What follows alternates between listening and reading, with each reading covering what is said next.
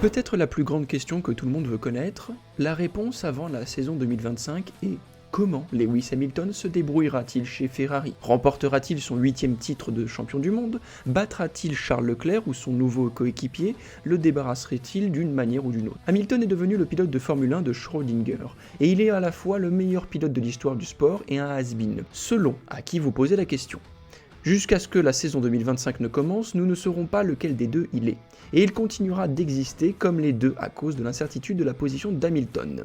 Les fans ont été désespérés d'obtenir une sorte d'indice sur la façon dont il se comportera lors de la première course de la saison en Australie, et à la suite du test de pneus Pirelli, nous avons beaucoup maintenant à voir. Aujourd'hui, je vais voir ce qui s'est passé à Barcelone et comment Hamilton s'est comporté par rapport à son coéquipier. Alors ne partez pas, n'hésitez pas à vous abonner, à mettre un petit pouce bleu et surtout à me dire dans les commentaires votre avis sur cette vidéo et surtout sur le futur de Lewis Hamilton au sein de Ferrari. Charles Leclerc et Lewis Hamilton se sont familiarisés avec le circuit de Barcelone-Catalogne ces dernières semaines. Ils le connaissent déjà assez bien. Bien sûr, puisqu'ils accueillent le Grand Prix d'Espagne depuis bien avant qu'Hamilton ne rejoigne le sport. Ferrari, en tant que constructeur, y a remporté 8 victoires. Au cours des 2 dernières semaines, Ferrari, Hamilton et Leclerc ont effectué des tests intensifs sur la piste. La semaine dernière, l'équipe Ferrari était au circuit de Barcelone-Catalogne alors que les préparations de pré-saison de Ferrari se poursuivent. L'équipe italienne pilotait la SF23 de spécification 2023, la voiture la plus récente pouvant être utilisée dans le cadre des règles des tests des voitures précédentes. Ils étaient là pendant 3 jours et selon les rapports ont roulé sans problème le premier de ces 3 jours d'essai privé. Le deuxième jour de l'essai cependant ne s'est pas tout à fait déroulé comme prévu, avec Hamilton se préparant pour ses débuts chez Ferrari après avoir quitté Mercedes, faisant planter la SF23 lors du deuxième jour d'essai et causant des dommages importants à la suspension. Ce n'était pas la nouvelle que ses fans voulaient entendre. L'incident d'Hamilton se serait produit dans les derniers virages à grande vitesse, les dégâts étant si importants que Leclerc n'a pas pu terminer sa sortie prévue dans l'après-midi. Ferrari a considéré l'accident comme rien d'anormal, alors qu'Hamilton apprenait les caractéristiques d'une voiture peu familière après 12 ans chez Mercedes.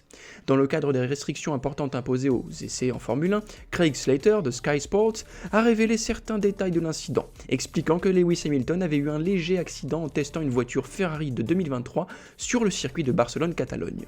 Il a été décrit comme absolument bien par rapport à une source senior de Ferrari, mais la voiture en elle-même a dû être récupérée et ramenée au stand pour des réparations. Comme on me l'a expliqué par une source senior de Ferrari, c'est parfaitement normal à cette période de l'année, en particulier pour quelqu'un comme Lewis Hamilton qui rejoint l'équipe et cherche à tester et à trouver les limites de son nouvel équipement. Il y a eu un type d'accident similaire lors de sa première sortie de pré-saison avec Mercedes lorsqu'il les a rejoints, et cette association ne s'est pas trop mal passée. Il a en fait la même chose que chez McLaren aussi avant ses débuts en Formule 1, mais les 2 fois, les choses ont plutôt bien tourné pour lui. Cet accident, le week-end dernier, enfin il y a 2 semaines maintenant, a marqué la fin de sa course jusqu'au test de pneus Pirelli qui a eu lieu très récemment. La nouvelle recrue de Ferrari a partagé une spécification modifiée de la 2024, la SF 2024, avec son coéquipier Charles Leclerc mardi, tandis que Lando Norris de McLaren pilotait une MC60 adaptée de 2023. Pirelli avait demandé aux équipes de réduire d'environ 20% de l'appui de leur voiture pour mieux correspondre à ce que produiront les voitures de 2026. Le programme de Leclerc était centré sur le développement des pneus slick, avec diverses combinaisons de construction et de composés testés, spécifiquement du C1 au C3, qui sont adaptés aux exigences du circuit.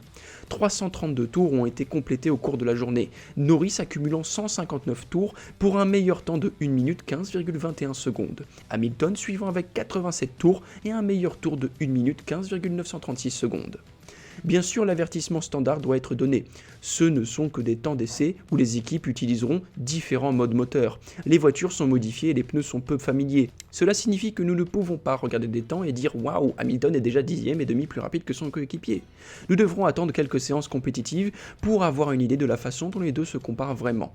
Cela n'empêchera pas l'équipe de Lewis Hamilton de s'enthousiasmer bien sûr, et c'est encourageant pour les fans d'Hamilton de voir leur voiture se mesurer à son nouveau coéquipier avant que je ne parle davantage des résultats du premier jour du test des pneus. Si vous voulez suivre toutes les actualités à l'approche de la saison 2025, n'hésitez pas à vous abonner, à mettre un petit pouce bleu et surtout à mettre un petit commentaire. Alors regardons à nouveau ces temps.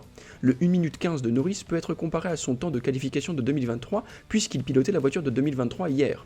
Son meilleur temps de qualification au Grand Prix d'Espagne 2023 était de 1 minute 12, donc il était environ 2,5 secondes plus lent lors du test. Comparant cela au Ferrari.